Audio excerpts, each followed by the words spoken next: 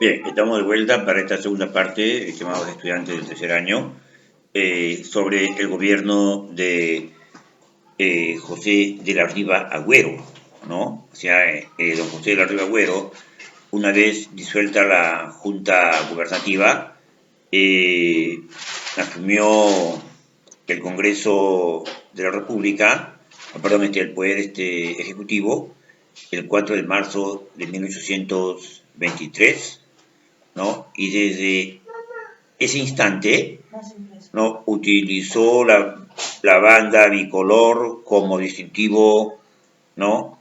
Del Poder Ejecutivo. Y es de esa fecha que todos los presidentes del Perú la han lucido la banda presidencial, ¿no? Bien, y el gobierno de Rivagüero, ¿no? El gobierno de Rivagüero fue un gobierno que trataba de terminar la guerra con España, ¿no? Y dentro de su plan tenía como objetivo puntos bastante importantes, ¿no? La primera es que se abocó a una labor de organización y mejoramiento del ejército, ¿no? Entonces ahí tuvo todo su empeño por aumentar sus efectivos con elementos peruanos y puso en ese cargo al general don Andrés de Santa Cruz, ¿no? Del mismo tiempo, ordenó al comandante Antonio Gutiérrez de la Fuente formar fuertes formas de reserva, ¿no? En las provincias del norte. ¿Por qué? Porque en esa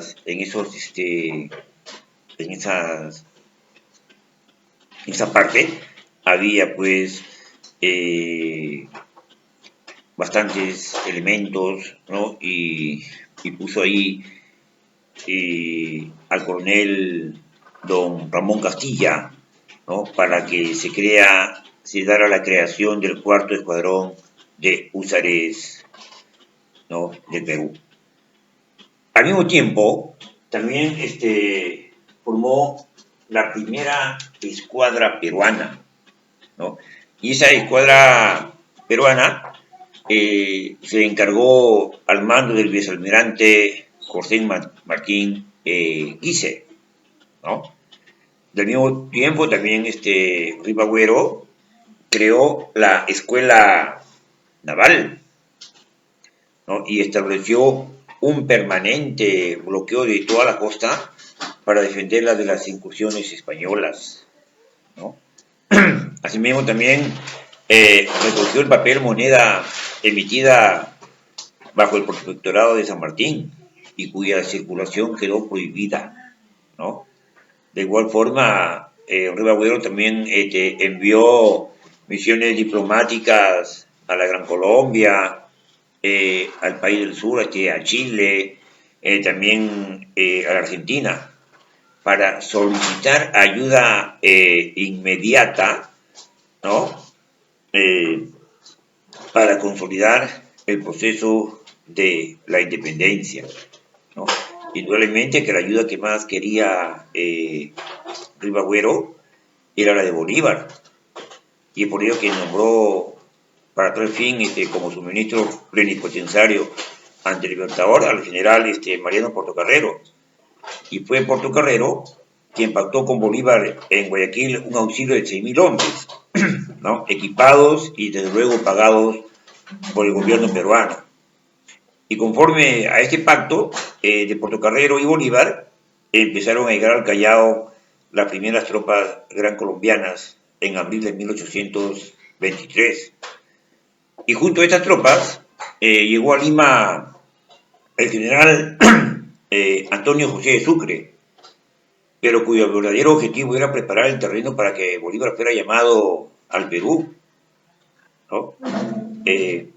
Ribagüero también envió ayuda en hombres y materiales, ¿no? Perdón, Ribagüero también recibió ayuda eh, para que el gobierno de parte del gobierno chileno mediante un empréstito, ¿no? Y una ayuda en hombres y materiales para continuar la guerra con España, porque la guerra en el Perú no estaba consolidada, ¿no? En Argentina, Riva Agüero encargó al vicealmirante don Manuel Blanco Encalada, pero no hubo resultados positivos, ¿no? Estaban en un conflicto tremendo. Los comisionados Diego Paroncien y Juan García del Río sí lograron la contratación con Inglaterra de un primer empréstito por 1.200.000 libras esterlinas, ¿no? El primer empréstito en la historia republicana del Perú. Y ello permitió a Riva Agüero disponer de fondos necesarios para su obra gubernativa, ¿no? Dicho esto, se vino lo que era la segunda campaña intermedios, ¿no? La segunda campaña intermedios. La segunda campaña intermedios la emprendió las tropas peruanas el 14 al 25 marzo de 1823, ¿no? Rumbo a los puertos del sur, desde donde se planeaba atacar a los españoles que dominaban todo el sur peruano, ¿no? Y esta campaña la comandaba el general Andrés de Santa Cruz, y como jefe de Estado Mayor iba el coronel Agustín Gamarra. Santa Cruz prometió regresar victorioso o muerto, ¿no? Esta era la primera vez que se ponía en acción al primer ejército peruano formado íntegramente por peruanos, ¿no? Y Santa Cruz desembarcó sus fuerzas en Iquique, Arica y Pacocha y avanzó sobre el Alto Perú. Los primeros conflictos permitieron triunfos peruanos. Gamarra ocupó Oruro y Santa Cruz ocupó La Paz, pero la reacción de los realistas no se hizo esperar.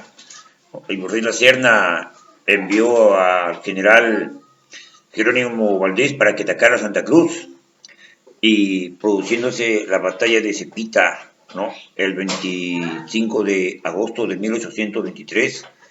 Esta batalla se dio a orillas del lago Titicaca.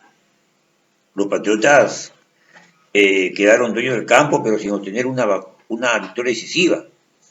Y acto seguido, Santa Cruz ordenó la retirada hacia la costa, siendo perseguido muy de cerca por la fuerza de La Serna y Valdés, quienes efectivamente denominaron a esta campaña como la campaña del talón, ¿no? Aludiendo a los cerca que tuvieron los patriotas de que se retirara.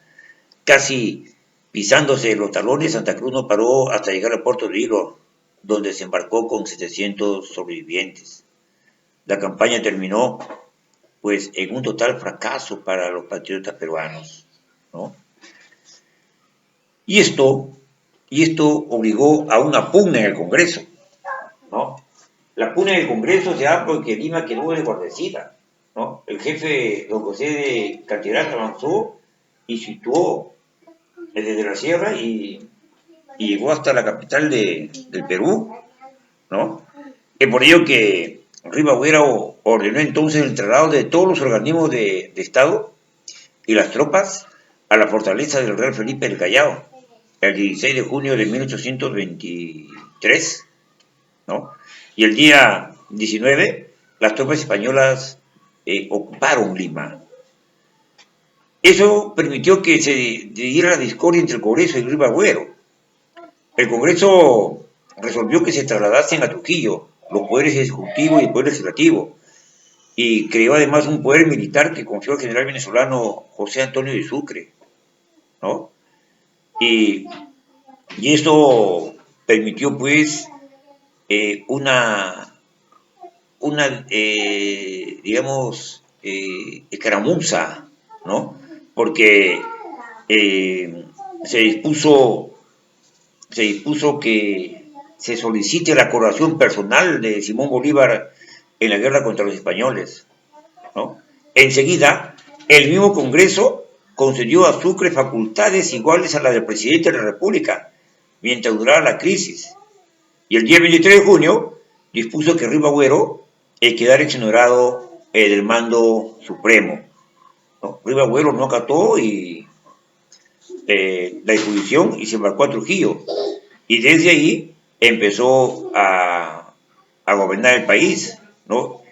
Y dentro de su dispositivo decretó la disolución del Congreso el 19 de julio de 1923 y creó un Senado integrado por 10 diputados, ¿no?